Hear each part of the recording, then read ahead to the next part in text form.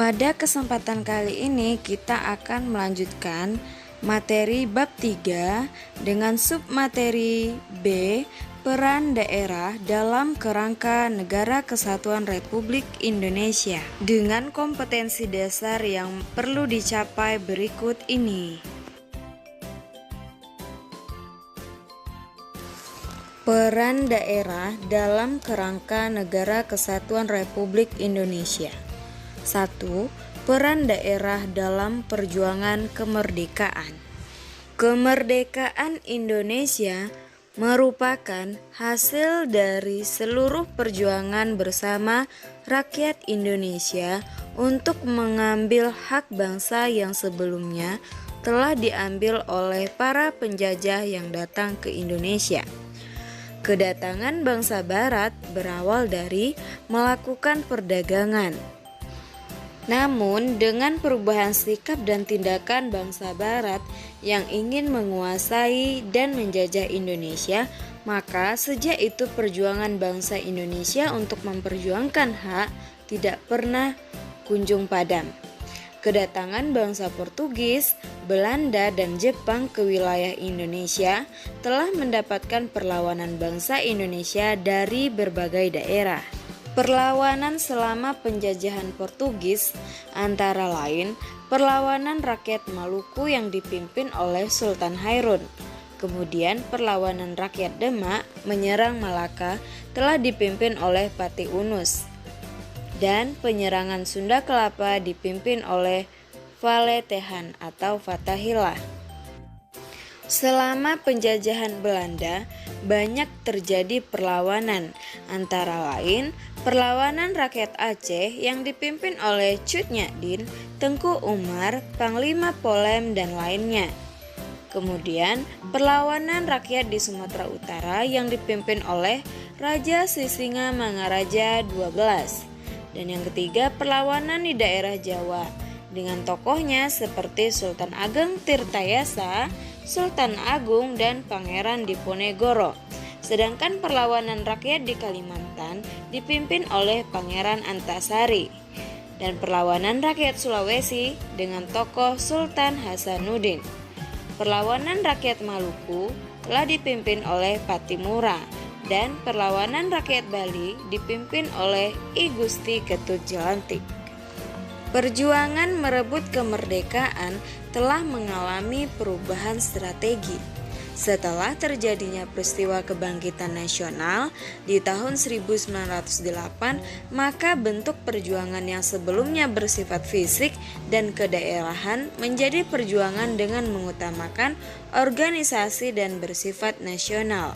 Pada masa ini, berbagai organisasi perjuangan telah berdiri di beberapa daerah seperti Jong Minahasa, Jong Islamitinbon, Jong Ambon, Budi Utomo, Sarekat Islam, Partai Nasional Indonesia, dan sebagainya. Selain organisasi perjuangan, muncul pula tokoh asal daerah yang menjadi tokoh nasional seperti Soekarno, Muhammad Hatta, Muhammad Husni Tamrin, A.A. Maramis, Lim Kuan Hian, Andi Petarani, Latu Harhari, dan lainnya.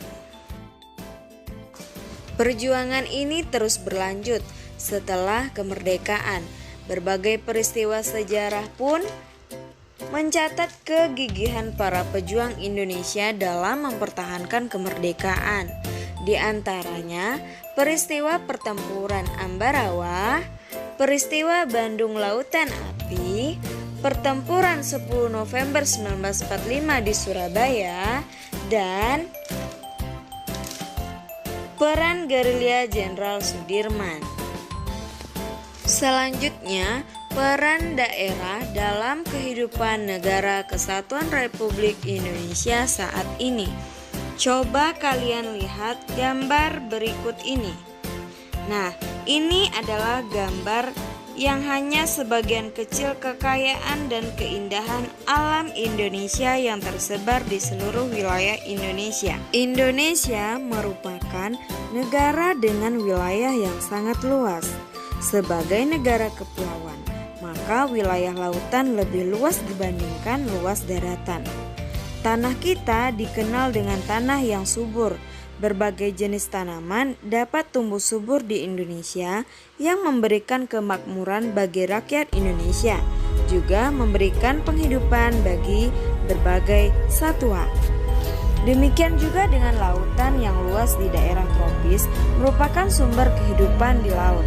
Selain itu, kekayaan alam Indonesia yang berupa bahan tambang seperti minyak, gas, tembaga, emas, batu bara terkandung dalam bumi Indonesia. Nah, ini menggambarkan besarnya wilayah dan kekayaan bangsa Indonesia. Jumlah penduduk Indonesia yang besar merupakan modal yang potensial untuk kemajuan bangsa dan negara. Hal ini telah dipertegas pada pasal 33 ayat 3 Undang-Undang Dasar Negara Republik Indonesia 1945 bahwa bumi dan air dan kekayaan alam yang terkandung di dalamnya dikuasai oleh negara dan dipergunakan untuk sebesar-besar kemakmuran rakyat.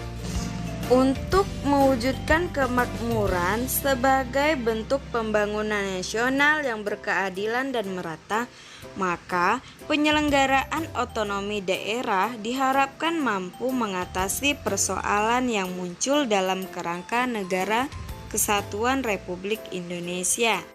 Pemberian otonomi yang seluas-luasnya kepada daerah memungkinkan setiap daerah untuk berkembangnya keberagaman daerah sesuai dengan potensi, budaya, dan kekayaan yang dimiliki daerah masing-masing yang berdampak bagi peningkatan kesejahteraan masyarakat yang ditandai dengan peningkatan indeks pembangunan manusia dan peningkatan kesehatan, pendidikan, dan pendapatan masyarakat.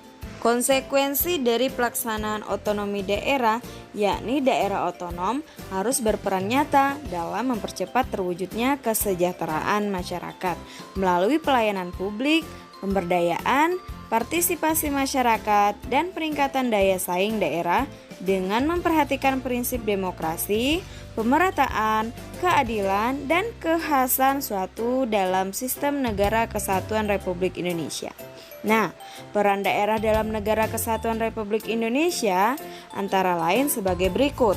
Yang pertama, mempertahankan bentuk dan keutuhan Negara Kesatuan Republik Indonesia sebagaimana ketentuan pada pasal 37 ayat 5 Undang-Undang Dasar Negara Republik Indonesia tahun 1945, yakni khusus mengenai bentuk Negara Kesatuan Republik Indonesia tidak dapat dilakukan perubahan.